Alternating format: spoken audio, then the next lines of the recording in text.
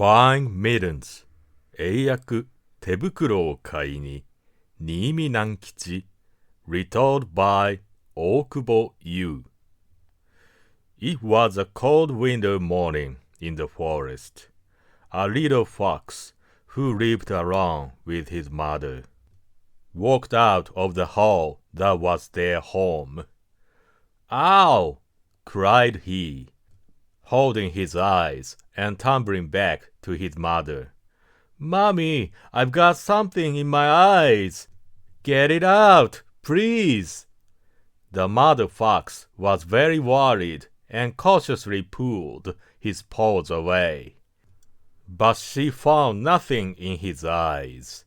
Then, as soon as she stepped outside, she saw that the ground was all white with snow. With the morning sun shining in the sky, the field was dazzling.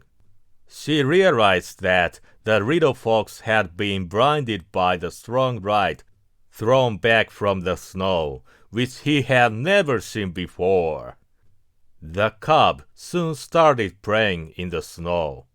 As he ran around, flakes of silk cotton flew up into the air, reflecting the sunlight in various colors.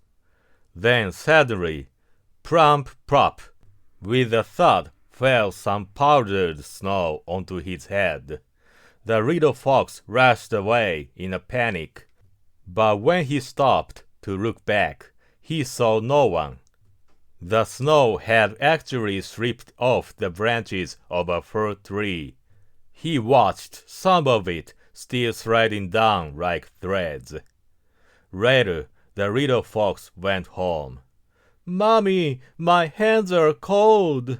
They are tingling," said he, holding out his sore wet paws to his mother. She blew on them with her warm breath and muffled them gently in her paws.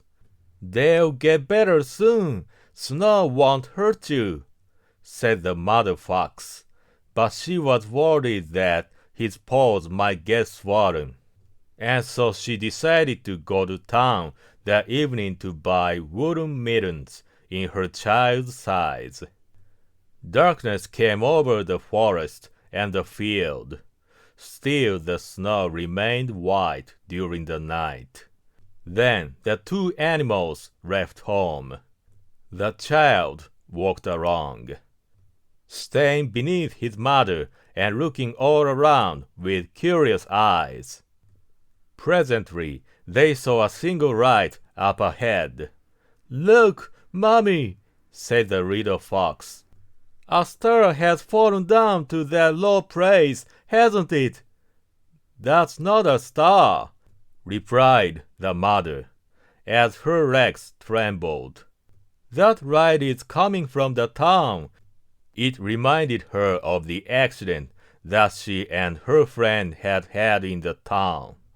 Once they had been forced to run for their very lives away from there, because a farmer had seen her careless friend stealing a duck and had rushed to catch them. "Come on, Mommy, let's go!" shouted the little fox, walking underneath his mother. But her legs wouldn't carry her farther, so she couldn't but send her child along into the town. "Give me your hand, dear," said she. Then, as she clasped it lovingly, his paw turned into a little human hand. He opened it, closed it, and pinched it again and again. For a while, he sniffed at it, too. "How funny! What's this?" asked the little animal, staring at his hand in the moonlight. "This is a human hand," said the mother. "Listen, dear. Go into the town. You'll see many houses. Find the sign of a top hat. Then knock on the door of that house and say, 'Excuse me.' A man inside will open the door a little. Put this hand, your human hand, into the crack and say, I want mittens in just my size. Okay? And you must not hold out your other hand. Why not? Asked the little fox. Because then human beings won't sell us a pair of mittens. Instead, they will put us in a cage. They are really terrifying. Oh, is that true? Don't put your animal hand inside the door. Use your human one to buy the mittens, reminded the mother, pressing 2 coins onto her child's human fingers. The little fox set off alone toward the bright town. As he toddled through the snowy field, the single light turned into 2, 3, and then a dozen lights. The scene gave him the idea that the lights were made up of many different colors, red, yellow, or blue, just as were stars. When he finally arrived at the town, all the houses were closed. Only warm gleams spilled out from their high windows onto the streets. Small street lamps lit up most of the signboards. The little animal went through each one, a bicycle, glasses, and so forth. Some were newly painted and others worn off. But all were novel and strange to him because this was the first time he had visited a town. At last, he found the house, just as his mother had described it. With a top hat sign shining under a blue light, the little fox knocked on the door and called out, "Excuse me." After some rattling inside, the door slowly opened just a little bit. A ray made its way through the crack to the snow-covered road. Its brightness was so dazzling to the little animal that he put the wrong paw inside, forgetting his mother's warning. "I want mittens in just my size," said the little fox. The hatter in the store looked at the fox's paw in confusion. He suspected that the bad animal might buy mittens for fake coins made of leaves. "Please pay first," said the hatter. The honest fox handed over the 2 coins. The man held them between his fingers and struck them against each other. The clicks of metal sounded credible enough, so he walked over to a shelf. He picked up a pair of wooden baby mittens and took them to the fox. After saying thanks, the little animal went off. "Mommy said," he thought, "human beings were very terrifying, but that's wrong, because that man saw my hand and didn't do anything." Now, the little fox felt interested in humans. As he passed a window, he heard a human voice singing a very sweet, tender, and beautiful song. "Slumber, slumber, oh my darling baby, gently rocked by mother's gentle hand." The little fox knew that a human mother was singing, because his own mother often gave him a hug, lulling him in the same soft tone.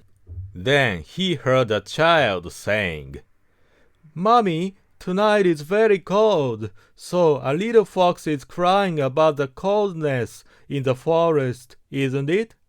After a bit, the mother replied, "He is ready to sleep in a hole with his mother fox's song, too. Time for Betty bye, dear. Who can go nighty-night first, he or you? Go to sleep, good boy." Their words brought back thoughts of his dear mother's love, and the little fox hurried back to her. Trembling and very anxious, She was waiting for him to return safely. She had hardly seen her child when she held him tight in her joyful arms. The two animals were on their way home. The rising moon shone on their velvety coats and made their footprints glow cobalt. "Mommy, human beings are not terrifying," said the little fox. "Why?" asked the mother. "I failed. I held out my real hand, but the man inside didn't catch me. He gave me these nice warm mittens." The little fox patted his muffled paws together. "Oh dear," sighed the mother, and she murmured to herself, "I wonder if human beings were really good. If human beings are really good." First published on September 10th, 1943.